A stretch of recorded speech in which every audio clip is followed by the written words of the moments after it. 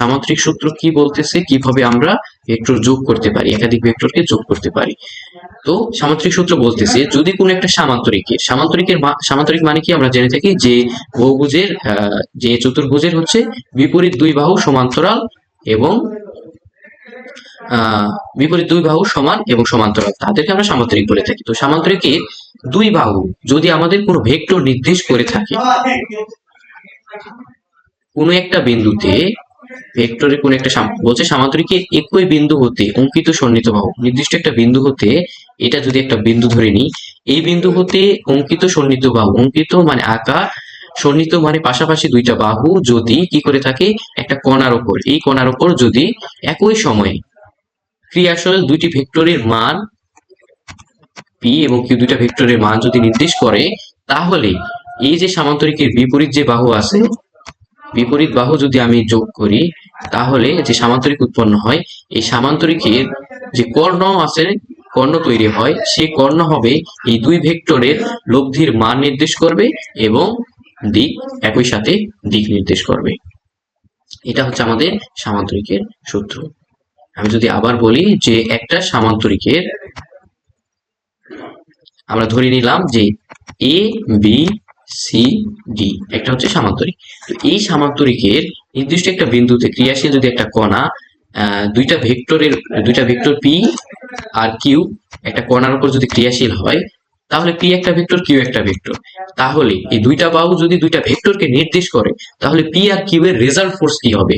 তো result force হবে বা লব্ধি হবে বা যোজনের যে রেজাল্ট, যোগের যে রেজাল্ট, সেই রেজাল্টটা হবে এই যে সামান্তরিক যে কর্ণ তৈরি করছে দুইটা সন্নিহিত বাহু মিলে, এই কর্ণর মান হচ্ছে এই দুইটা ভেক্টরের লব্ধির মান, এবং কর্ণের যে দিক সেটা হচ্ছে এই দুইটা ভেক্টরের লব্ধির দিক প্রকাশ করে।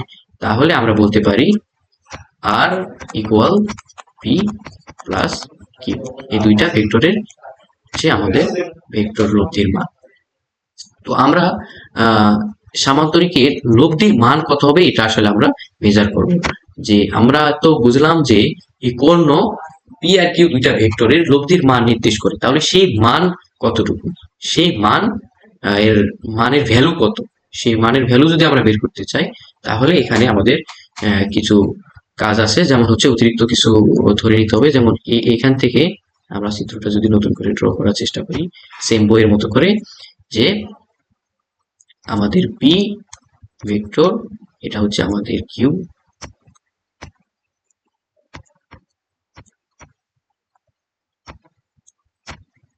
তো এটা হচ্ছে আমাদের কিউ ভেক্টর, দেন হচ্ছে আর ভেক্টর হচ্ছে এইটাকে আর ভেক্টর নির্দেশ করতেছে। দেন এখান থেকে আমরা কি করে নেব, এখান থেকে এই ও এ আর সি বি বিন্দু, ও এ সি বি হচ্ছে আমাদের সামান্তরিক। তো ও এ কে কত পর্যন্ত বর্ধিত করে নিব, এন পর্যন্ত বর্ধিত করে নেব। দেন বি থেকে এন বিন্দুতে আমরা লম্ব টানবো। তো এখানে যদি আর এই লব্ধি পি এর সাথে যদি আমাদের কি কোণ উৎপন্ন করছে, পি আর কিউ কত কোণে এখানে প্রয়োগ হইতেছে বল, এটা হচ্ছে আলফা, আলফা কোণে পি আর কিউ ভেক্টর দুইটা ক্রিয়াশীল হইতেছে, এবং আর পি এর সাথে আমাদের কত কোণ করতেছে, থিটা কোণ করতেছে। তাহলে আর যদি এর সাথে আলফা কোণ করে এবং এই দুইটা আমাদের সমান্তরাল, এই কিউ আর এখানেও এটাও কিউ নির্দেশ করে, এটা যদি পি নির্দেশ করে তাহলে এটাও আমাদের পি নির্দেশ করবে, তাহলে পি এখানে আমাদের এই কোণটা উৎপন্ন হবে আলফা, যেহেতু এটাও কিউ এটাও কিউ, দুইটা সমান্তরাল বাহু এবং মানে একান্তর কোণ তাহলে সমান, সেহেতু এটাও আলফা কোণ আমরা বলতে পারি। তো সেক্ষেত্রে আমরা এখানে লব্ধি কিসের মান বের করব, ওবি, ওবি এর ভ্যালু বের করব। তো আমরা কি জানি, এটা যদি ও বি এন, এটা হচ্ছে আমাদের একটা সমকোণী ত্রিভুজ, সমকোণী ত্রিভুজ। সমকোণী ত্রিভুজের সূত্র আমরা কি জানি, যে এর অতিভুজের উপর স্কোয়ার, ভূমিদ্বয়ের উপর যোগফলের ভূমির উপর স্কোয়ার ইকুয়াল টু তার লম্বের উপর স্কোয়ার। সেই সূত্র অনুসারে আমরা বলতে পারি যে OB square equal B N square, এটা হচ্ছে আমাদের এর অতিভুজ, এটা হচ্ছে তার লম্ব, আর এটা হচ্ছে আমাদের তার ভূমি, বিএন স্কোয়ার। আমরা হচ্ছে কি করব, আমরা হচ্ছে এখানে আমরা কি পাইছি, এই ত্রিভুজের ক্ষেত্রে আমরা খেয়াল করলে পাবো যে আমাদের ও এন, এই ও এন ইকুয়াল টু আমরা লিখতে পারবো ও এ প্লাস এ এন। তাহলে O B square equal to কি বলতে পারি, O B square equal to B N square plus A N B N square. তাহলে O A equal to O N equal to A plus A N whole square. তাহলে এটা যদি আমরা লিখি তাহলে লিখতে পারবো বি এন স্কোয়ার প্লাস, এটা A plus B whole square সূত্র, O N square plus two O A N plus A N এর উপর স্কোয়ার। তো আমরা এরপর দেখি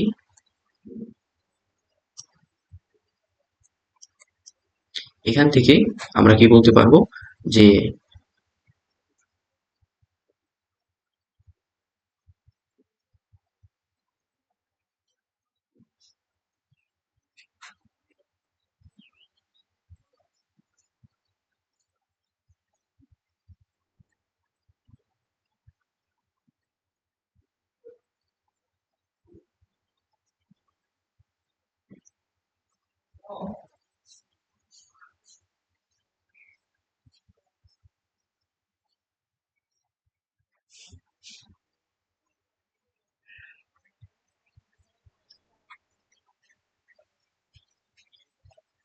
আচ্ছা আমাদের হচ্ছে এই যে এ বি এন, এই ত্রিভুজে, এই ত্রিভুজের A B N, A B N এই ত্রিভুজের ক্ষেত্রে বি এন আর এ এন এই দুইটা হচ্ছে আমাদের এই আমাদের ফর্মুলার এক্সট্রা চলে আসছে।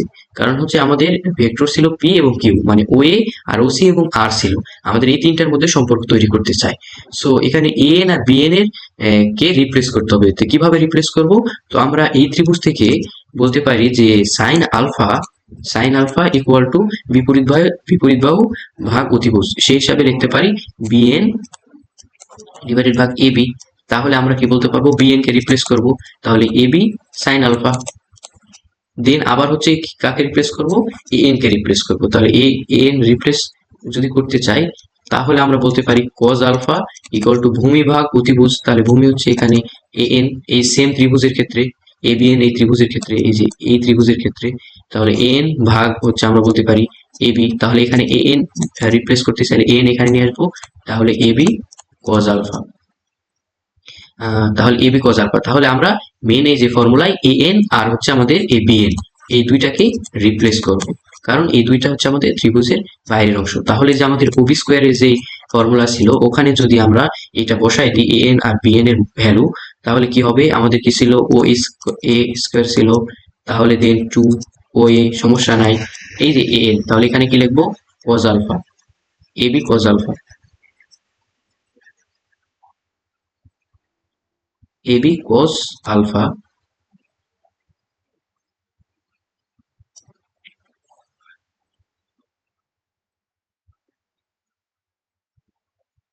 Plus A B cos alpha এর উপর হোল স্কোয়ার। দেন হচ্ছে বিএন, আর বিএন সমান কি বলতে পারি, বিএন সমান বলতে পারি যে এ বি সাইন আলফা এর উপর কি ছিল, হোল স্কোয়ার ছিল। তাহলে ও এ মানে কি হচ্ছে, ও এ মানে হচ্ছে আমাদের ওবি হচ্ছে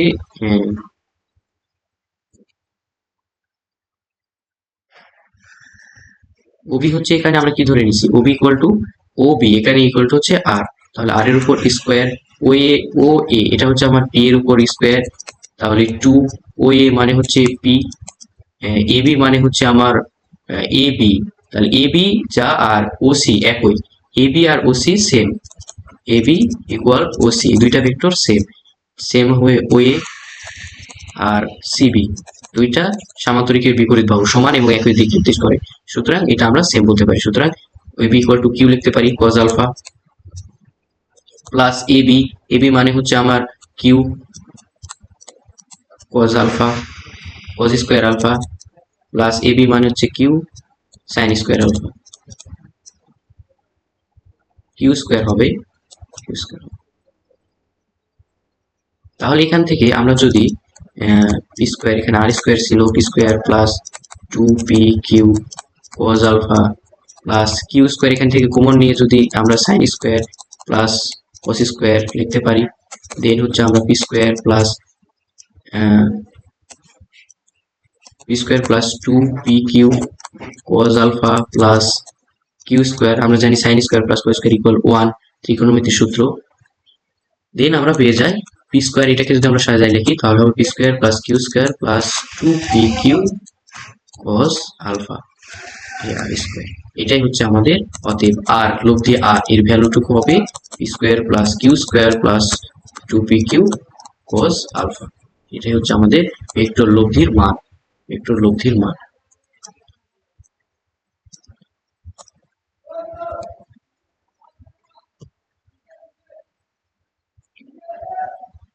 দেন আমরা যদি দিক বের করতে চাই তাহলে আমাদের ত্রিভুজের যে সামুদ্রিকের যে সূত্র ছিল, এইটা ছিল আমাদের, এখানে লম্ব টানছিলাম, এন যোগ করছিলাম, তাহলে ও এ বি, এখানে এন ছিল, তাহলে এটা ছিল আমাদের থেটা, আর এটা ছিল আমাদের আর, এটা ছিল পি, এটা ছিল কিউ, এটা ছিল সি।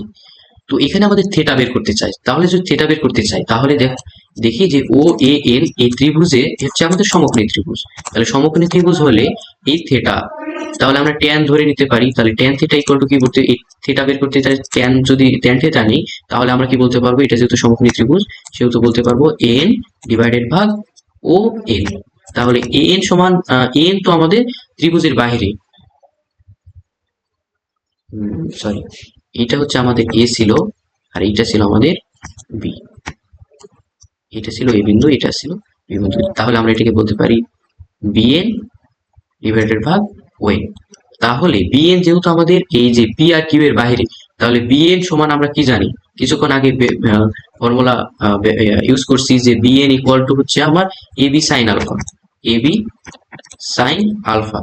আর ওএন সমান কি লিখতে পারবো, ওএন সমান লিখতে পারবো ও এ প্লাস, এই যে এই দুইটার যোগফল ও এ প্লাস এ এন, এই দুইটার যোগফল। তাহলে ও এ তো আমাদের ভেক্টরের এই দুইটার পি কিউ দুইটা উপাংশ ভেক্টরের মধ্যে পড়ে, তাহলে এ এন সমান কি লিখতে পারবো, এ এন সমান আমরা তখন ফর্মুলা শিখছি যে এ বি সাইন আলফা লিখলাম, ও এ প্লাস এন সমান লিখতে পারবো এ বি কস আলফা। এটা হচ্ছে আমরা আগে বের করছিলাম এ বি এর এ এন কে রিপ্লেস করার জন্য।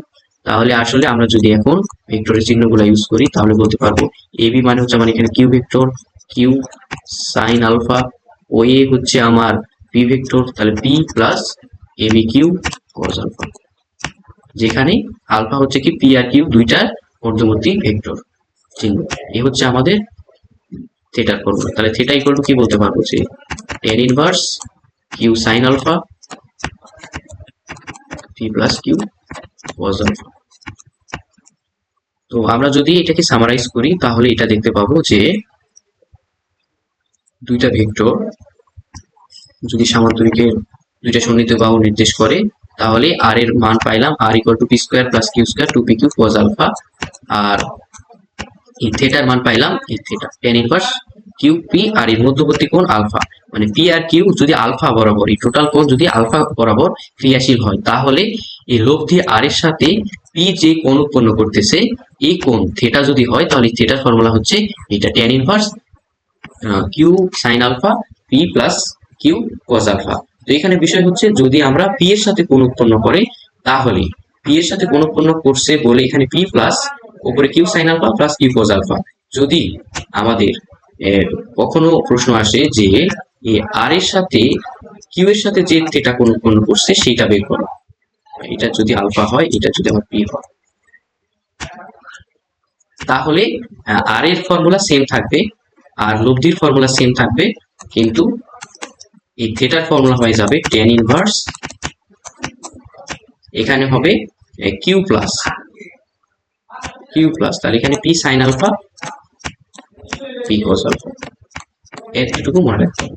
তাহলে আজকে আমরা শিখলাম ভেক্টর যোজনের 5টি নিয়ম: সাধারণ সূত্র, ত্রিভুজ সূত্র, বহুভুজ সূত্র এবং সামাত্রিক সূত্র। এবং সামাত্রিক সূত্রের সাহায্যে যে আমাদের ভেক্টরের লব্ধি এবং দিক নির্ণয় করা যায় সেই লব্ধির মানও নির্ণয় করা আমরা শিখলাম এবং দিক নির্ণয় করা শিখলাম।